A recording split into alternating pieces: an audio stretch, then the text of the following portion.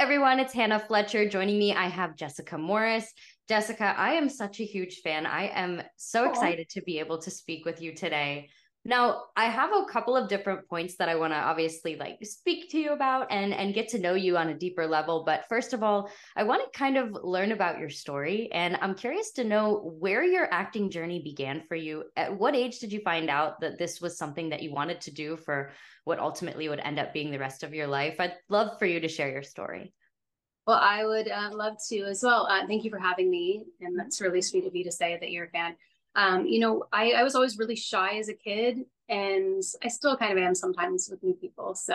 But anyway, I was very shy. And when I first started getting into stage work, like theater plays and all that, I was around 12 years old, and people were shocked because I rarely would speak up and I didn't have much confidence. But when I got on the stage and I was playing a different character, all of a sudden, all of that just flooded into me. I was able to just, while pretending to be someone else, I had more confidence and a way to express myself. So I just kind of fell in love with it. And my first professional job was when I was 16. During the summer, I went to Tokyo, Japan to work with a modeling agent there. And while I was there, I did my first commercial. And I hated modeling. I was like, this is the worst, but because it's all based on how you look. But I loved being able to actually play and do something. And so when I did that commercial, I was like, that's it. This is what I want to do. So as soon as I graduated, I drove my car, packed up my car. I drove it out to Los Angeles. The 10 freeway goes straight from Jacksonville, Florida to LA. So I just took it all the way and just started my new life. And there's no real crazy thing that started my career. I basically just started doing it. I submitted my pictures to a bunch of people before virtual submissions were a thing. I actually did my headshot and resume and put it in an envelope into the mail and just started doing it, learned by making mistakes, and here I am. That is so incredible. Also, I didn't know that the 10 goes that far. So thank you for telling me that. I'm an East Coaster, but I'm from Virginia, so I didn't realize it goes all the way out. Obviously, yeah, I'm it's out a straight there. shot, so you can't really get lost, which is nice. That's amazing. Well, I love that you did it like the old school, old fashioned type of way. And even with you mentioning about, sending out the headshots and the resumes front, back, glued together, stapled for extra reinforcement if you need to, doing the whole thing. I think that's really great that you were able to really just authentically fall in love with the craft of acting and, coming out and making a name for yourself the way that you were able to. And ultimately that led you to Lifetime. Now, my parents, diehard Lifetime fans, diehard Lifetime fans. My mom, one time she texted me in college. I was up at 11 o'clock at night, and she's like, how well do you know your friends? I was like, well, they're all sleeping on my floor. We're pretty close. It's fine. But it's because she's constantly watching Lifetime. I want to ask you, obviously, having the opportunity to be an actress with such a wonderful, wonderful network. And obviously you're very well known for all of the Wrong films, all the Wrong franchise. Talk to me a little bit about what it was like getting in the door with Lifetime and having the opportunity even to you've made so many films and especially the Wrong franchise. My parents are huge fans, so I have to ask, but yeah, talk to me a little bit about what that's been like and embarking on that journey. And maybe even, the moment that you kind of realize okay, I'm going to be in films like this. And this is kind of my niche. It's my genre, but I love it. So talk to me about that. Well, I think it is true that you kind of manifest things in life. And I've done that along the way in my career very much. It's kind of a natural progression for a soap actor to go into Lifetime movies and Hallmark and all of that. I'm sure you've seen many do that. So after I got off of the soap that I was on for about 5 years, I was trying to find my place in the industry. And I thought, I would like to do some Lifetime movies. I spoke it out loud. I thought about it. And the first opportunity I had was with a director that I'd done a horror movie with. And he brought me in for, I think the first one was The Wrong Roommate. Okay. I think my first one. And I didn't realize, I guess, I was getting into this whole Lifetime world. And it's just, I don't know, it was all kind of a blur. Years later, I'm like, how many have I done? So many. And I'm just so grateful for the work that I've gotten, because they're always such fun projects too. The fun thrillers where the woman gets to fight back. And Definitely. I love watching them, and I love how indulged the fan base that I've noticed firsthand seems to very much get in the films. And another film that you had an opportunity to be a part of. Now, I'm parents love Lifetime and so do I, but I'm also a huge comedy type of person. Like that's where I like to sit down, unwind, and just zone out and just watch comedy films. So obviously you had an opportunity to be in role models. I'd love to learn what it was like to, especially from an actor's perspective, kind of, stepping into a niche that is very comedic, especially after having been in other projects, like you mentioned, even with being in the soap realm, it's a lot more serious, it's a different type of work. So what was it like to be a part of that cast? What do you have any outstanding memories from being a part of that movie? And also, did you expect to be in a comedic film that was going to make such an intense footprint? I feel in like the comedic movie community, there's nobody that I know that watches comedic movies that they haven't seen that particular film. Right. Yeah, I mean, it turned out to be really funny. I liked that movie a lot. And while we were shooting it, David Wayne, the director, he was so easy to work with because he allowed you to improvise. He would feed you alternate lines like while you're in the middle of the scene. So you just had to kind of be open and flexible to play. And Sean William Scott was great to work with. He's, such an amazing comedian.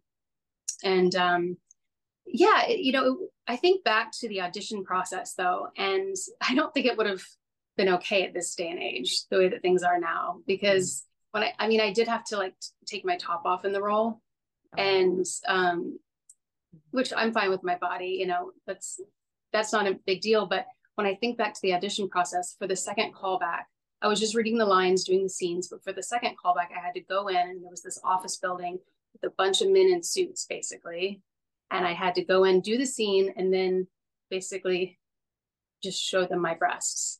Oh, wow.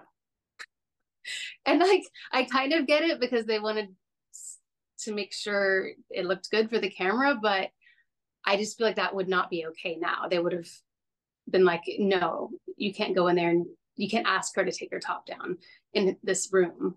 Right? Like, I don't. Yeah, no, I feel like we've definitely come to a point, especially I have a bunch of friends that are actresses, and then I have profiles myself. Anything that I've seen, I have not seen anything that will quite get you to that level. Anything that I've heard about, it's more or less like if there is any level of nudity, it's going to be like that. That's not a part of the audition process. That's handled given that you book based off of the talent that you have. And then there's an intimacy coordinator, and then you get to that. Exactly. But because I don't know what year this was made, but I guess things were a little different, and I didn't see anything wrong with it at the time. Right. Now I'm, oh, that was very awkward. It really was. I definitely had to have a tequila shot before that callback. Oh man. Yeah. Wow. Well, thank you for sharing your story in terms of that. And I'm glad that obviously, at this point we've moved forward in the direction of that hopefully not being a preliminary portion of any audition moving forward. But you did, I really do appreciate your performance in the film, and I appreciate you sharing that with us. Thank you for sharing that with us. Yeah. Well, I would love to switch gears. I know that you've also recently got married, and I know that the wedding was featured in People. I am such a fan of love and watching other people live their dreams through getting published through People and being able to show their beautiful weddings. It was so beautiful. Your dress was phenomenal. You looked so gorgeous. And I read about an AC/DC song. So I would love for you to give us a little bit of insight as to what your wedding was like, and also having the opportunity to be able to put it in a public way and share it with the rest of the world, which I think is such a really wonderful thing to do. Well, yeah, my wedding was such a dream to me. It was very small, intimate. It was like 65 people. And, we planned it in about 4 months. He basically had proposed last December, and then in January, we were like, let's have a wedding. Oh my gosh. So we planned it and just decided to not get too crazy with it. But I knew I wanted to have a wedding. And he did walk down the aisle to, it's a long way to the top if you want to rock and roll, because he loves that song. Yeah. And,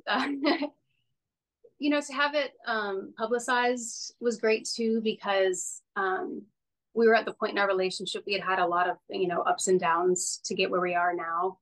And, we had a lot of just complications, I'll say, but to finally be able to publicly, scream it from the rooftop to everyone. Like, I love this person, it's my soulmate. And like for us to both be able to freely do that meant so much to both of us.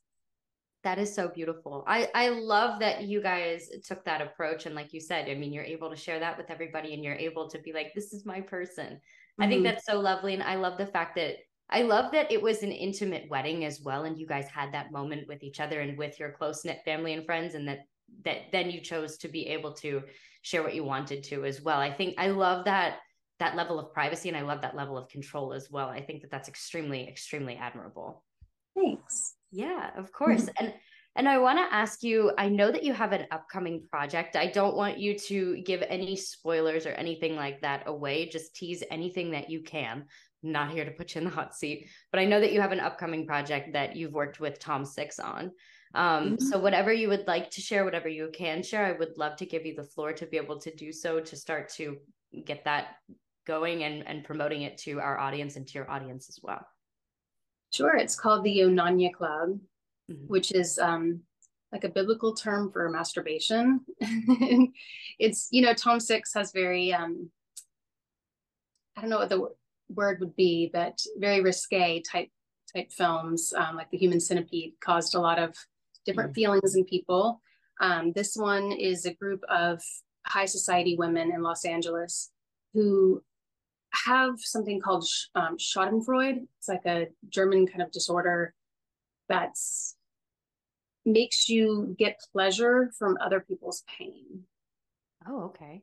So we're kind of really not very nice women, like, but it's like a thing that's a compulsion that you can't help, you know?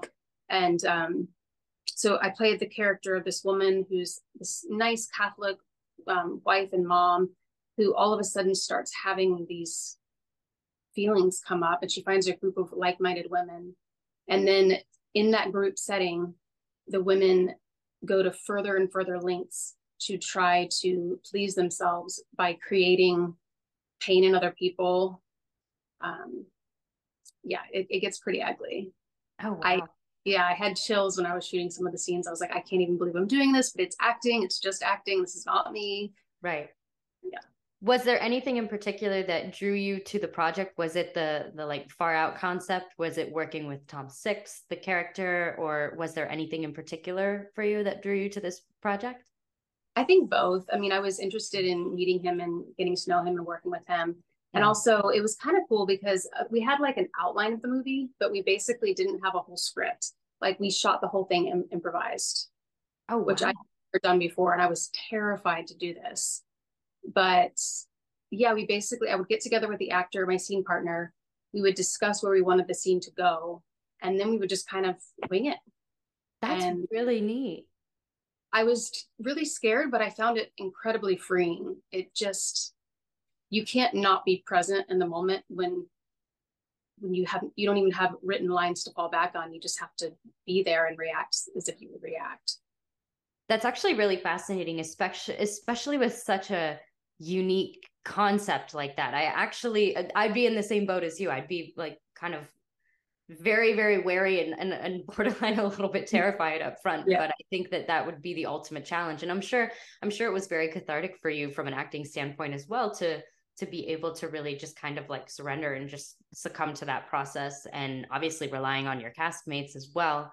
That's huge. Absolutely. Yeah. Well, you are so cool. I just want to say thank you so much for speaking with us. Yeah. Thanks for having me.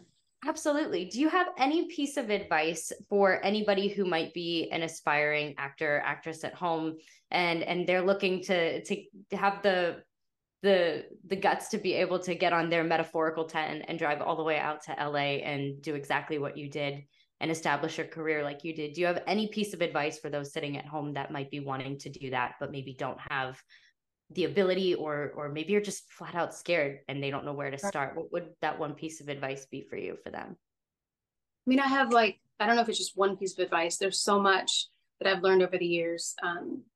But I think, I don't think you should go into it thinking, oh, I want to be rich and famous, because that's where you're going to crash and burn, because it's a really hard business that even if you do really well, it goes up and down and up and down. That's just the nature of the business. So I guess getting into it just because you really love it and you have something you want to share, And if that's the case, and don't try to put yourself into a box of like making other people happy or trying to be what you think they want you to be, you know, because if the more authentic you can be, the more you're going to find the right place for yourself, and people are going to appreciate that authenticity, because that's what people want to watch. They want to watch people being real, right? Having those real moments. So I think the more you can be yourself and just stick to that, the better you're going to be. Definitely. Well, I want to say thank you again so much for your time. Thank you for being so wonderful and just inspirational. And my parents say thank you as well. They were very excited when they found out that I was speaking with you today. So. Thank you. You've been wonderful. Awesome. Thank you so much. And we will hopefully be talking to you again soon. Sounds good. Have a great day.